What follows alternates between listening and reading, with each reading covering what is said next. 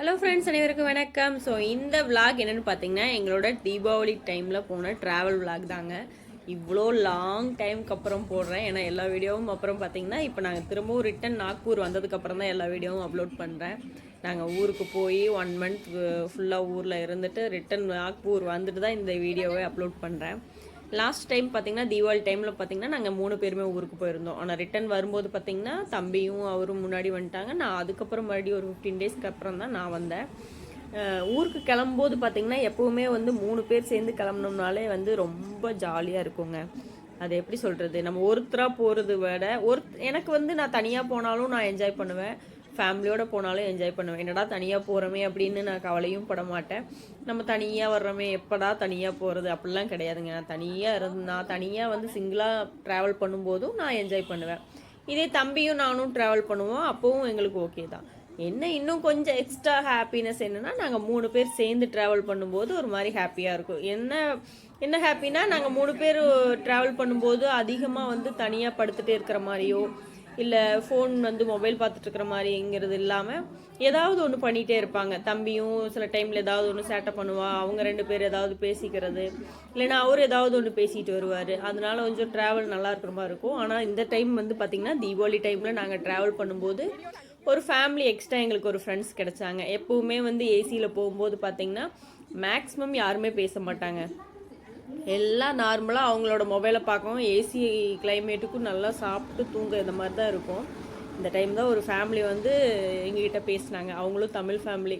இப்போ நான் வந்து நாக்பூர் வந்த புதுசில் பார்த்தீங்கன்னா, யாராவது தமிழ்காரங்க நம்மகிட்ட பேச மாட்டாங்களா, நம்ம அவங்ககிட்ட பேச மாட்டோமா அப்படின்னு ஒரு ஏக்கம் இருக்கும். அது காலப்போக்கில் சரி ஓகே, நம்ம இப்படி தான், நமக்கு இங்கே வந்தால் இப்படி தான், நம்ம யாரையும் வந்து எதிர்பார்க்கக்கூடாது அப்படிங்கிறத நான் அப்படியே மாறிக்கிட்டேன். எனக்கு அப்படியே பழகிருச்சு. இப்போ இங்கே ட்ரெயினில் பார்த்தீங்கன்னா, நாங்கள் பார்த்த ஃபேமிலி வந்து சேம் நான் ஃபஸ்ட்டு எப்படி ஆரம்பத்தில் இருந்தனோ அதே இதில் இருந்தாங்க. எப்படா தமிழ் ஃபேமிலி யாராவது இருந்தால் பார்த்தா பேசுனா நல்லா இருக்குமே அப்படின்ட்டு. ஏன்னா நான் ஆரம்ப ஸ்டேஜில் நான் இதை நிறைய ஃபீல் பண்ணியிருக்கேன். எவ்வளோ நாள் வந்து யாராவது தமிழ்காரங்களை பார்த்து ஐயோ நல்லா இருக்கீங்களா, என்ன பண்ணுறீங்க, எப்படி இருக்கீங்க, இந்த ஊரெல்லாம் உங்களுக்கு செட் ஆகுதா, இப்படியெல்லாம் எனக்கு கேட்கணுன்னு எவ்வளோ நாள் தோணும். யாரையாவது அது ட்ரெயினில் ஏறிட்டோன்னா யார்ட்டையாவது தமிழில் பேசிடணும் அப்படிங்கிற மாதிரி இருக்கும். ஒரு ஏக்கமாக இருக்கும், தமிழில் எப்படா பேசுவோன்ட்டு. ஏன்னா நம்ம ஊர் விட்டு ஊர் வந்து நம்ம பாஷை தெரியாமல் அப்படியே வந்து என்னடா பண்ணுறது, நமக்கு ஒரு ஆள் கிடைக்க மாட்டோமா அப்படின்னு நினைக்கிற அந்த காலங்கள் வந்து ஸ்டார்டிங்கில் எல்லாத்துக்குமே இருக்கும். அதே மாதிரி தான் இப்போ இங்கே ஒரு ஃபேமிலி பார்த்தேன். ஃபஸ்ட்டு ட்ரெயின் ஏறினோடனே பார்த்தீங்கன்னா 2 குட்டீஸும் அவங்கவுங்க வீட்டில் பேசிக்கிட்டு இருந்தாங்க, விளையாண்டுட்டு இருந்தாங்க. தமிழ்காரங்கன்னு தெரிஞ்சுது, ஆனால் பேசலை. அதுக்கப்புறம் அந்த பொண்ணு அவங்க வந்து எப்படின்னா, அவங்க ஹஸ்பண்ட் வந்து லீவ் கிடைக்கல, வரல, பொண்ணுங்க 2 பேர் மட்டும்தான் வந்திருந்தாங்க. அப்புறம் அவங்க ஒய்ஃபு 3 பேர் வந்திருந்தாங்க, 2 பெண் குழந்தை கூட்டிகிட்டு. அவங்களே பேச ஆரம்பித்தாங்க. எனக்குமே ரொம்ப பிடிக்க ஆரம்பிச்சிச்சு. ரொம்ப நான்ஸ்டாப்பாக பேசிகிட்டு இருந்தாங்க. எனக்கு அவங்கள பார்க்கும்போது எனக்கு கடந்த ஒரு 5-6 வருஷத்துக்கு முன்னாடி நம்ம எப்படி இருந்தோம், நம்ம இதே மாதிரி தானே ட்ராவல் டைமில் யாராவது ஒருத்தர் நம்மகிட்ட பேச மாட்டோமா அப்படிங்கிற மாதிரி இருந்தோம்ல அப்படின்ட்டு அவங்ககிட்ட பேசிட்டு அவங்களோட அன்றைக்கி ஃபுட்டு வந்து பார்த்திங்கன்னா எங்களுக்கு ஆர்டர் பண்ணியிருந்தாங்க. நைட் நாங்கள் ஆர்டர் பண்ண சொல்லியிருந்தோம். நாங்கள் எப்போவுமே வந்து லெமன் சாப்பாடு, புளி சாப்பாடுன்னு கொண்டு போயிடுவோம். அன்றைக்கி புளி சாப்பாடு கொஞ்சம் புளிப்பாக இருந்தனால வீட்டில் அவருக்கு பிடிக்கலன்னாங்க. சரி ஓகேன்னு ஆர்டர் பண்ண சொல்லி அதுக்கப்புறம் அவங்க குழந்தைகளோட நம்ம சாப்பிட்றது நல்லா இருந்துச்சு. ஒரு நாள் வந்து ட்ராவல் பார்த்திங்கன்னா அது அந்த குழந்தைகளோட அட்ராசிட்டி.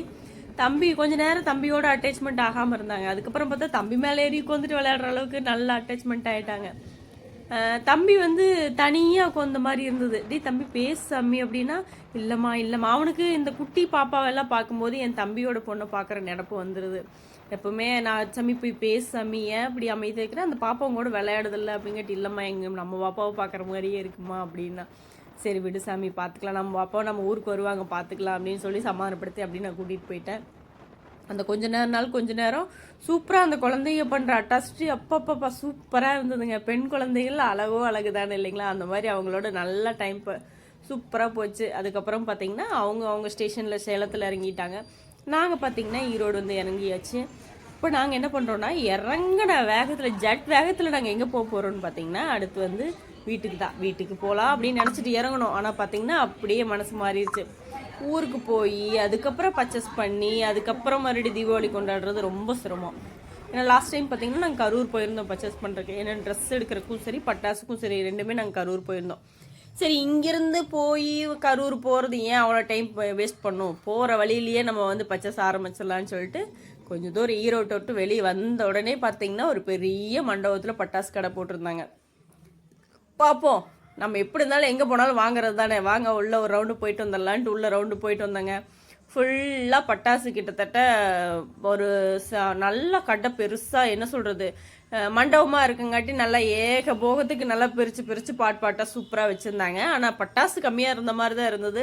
ஆனால் இவங்க எக்கச்சக்கமாக வாங்கிட்டாங்க. நான் வெடிக்கிற பட்டாசு பார்த்திங்கன்னா ஒரே ஒரு நீல அந்த கபிமத்தாப் மட்டும்தாங்க. மற்றபடி எந்த பட்டாசையும் நான் வெடிக்கவும் மாட்டேன். நான் வந்து வீடியோக்காக வேணால் பார்ப்பேன், மற்றபடி அவங்க வெடிக்கிறாங்க அவ்வளோதான். மற்றபடி வேடிக்கை பார்க்குற ஆள் தான் நான். சரி ஓகேப்பா. அவன் தம்பி பார்த்தீங்கன்னா எனக்கு ஆப்போசிட், எல்லா வெடியும் வெடிக்கணுங்கிறாங்க. பெரிய வெடி தான், அது சின்ன வெடியெல்லாம் கிடையாது. எல்லாம் ஆணி கொண்டு இந்த என்னமோ 7 ஷாட்டு அதுக்கப்புறம் என்னென்னமோ நிறைய சொல்கிறாங்க. அந்த வெடியெல்லாம் பூரா வெடிக்கிற இது வந்து பெருசாக வெடிப்புல சவுண்டு ஜாஸ்தியாக வரும்.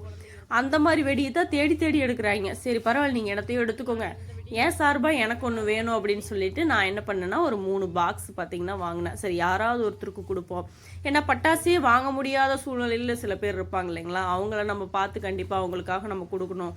நம்ம நிறைய வாங்குகிறோம், வெடிக்கிறோம், சந்தோஷமாக இருக்கிறோம், ஒரு பட்டாசாவது நமக்கு கிடைச்சா பரவாயில்லன்னு நிறைய பேர் இருப்பாங்க. ஸோ அவங்களுக்கு நம்ம வாங்கினா பரவாயில்லையே அப்படின்னு எனக்கு தோணுச்சு. சரி நம்ம வெடிக்கலின்னா என்ன, நம்ம சார்பாக யாருக்காவது வாங்கி கொடுப்போமேன்னு வாங்கினேன். ஓகே ஃப்ரெண்ட்ஸ், ஒரு வழியாக எல்லாம் வாங்கியாச்சுங்க. வாங்கி பில்லை போட்டுட்டு வீட்டுக்கு கிளம்பியாச்சு. வீட்டுக்கு ஸ்ட்ரெயிட்டாக போயிட்டு அவங்க அம்மா பலகாரம்லாம் பண்ணி வச்சுருக்காங்க, நீ அதை போய் ஒரு பிடிக்கணும் இல்லைங்களா. அதுக்கப்புறம் இன்னும் தம்பிக்கு ட்ரெஸ் எடுக்கணும். நான் தம்பிக்கு ஊர்லேயே ட்ரெஸ் எடுத்தாச்சு, இருந்தாலும் அம்மா ட்ரெஸ் எடுக்கணும்னு சொல்லியிருக்காங்க. சரி வாங்க, நான் ஊருக்கு வந்ததுக்கப்புறம் எடுக்கணும் அப்படின்னாங்க. சரி பரவாயில்ல வாங்க, வந்து ஊரில் போய் ஒரு பர்ச்சேஸ் பண்ணிடலாம் அப்படின்ட்டு எல்லா பட்டாசையும் வாங்கிட்டு கிளம்பிட்டோம். கடைசியில் பார்த்தீங்கன்னா எங்கள் வீட்டில் அவர் ஏதாவது ஒரு கிஃப்ட்டோ இல்லை ஏதாவது ஃப்ரீ ஏதாவது கிடைக்கணும்னு நினைப்பார். பரவாயில்ல ஒரு ஊதுபத்தியாவது எடுத்துகிட்டு வான்னு ஓரியாண்டு கடைசியில் போய் 3 ஊதுபத்தி எடுத்துகிட்டு வந்துட்டாங்க. ஆளுக்கு ஒன்று எடுத்துகிட்டு வரேன்ட்டு ஆளுக்கு ஒரு ஊதுபத்தி எடுத்துகிட்டு வந்துட்டாங்க. அவங்க ப்ரைஸ் எல்லாம் கம்மி பண்ண மாட்டேன்ட்டாங்க. ஓகே ஃப்ரெண்ட்ஸ், வீடியோ பிடிச்சிருந்தா லைக் பண்ணுங்கள். தேங்க்யூ.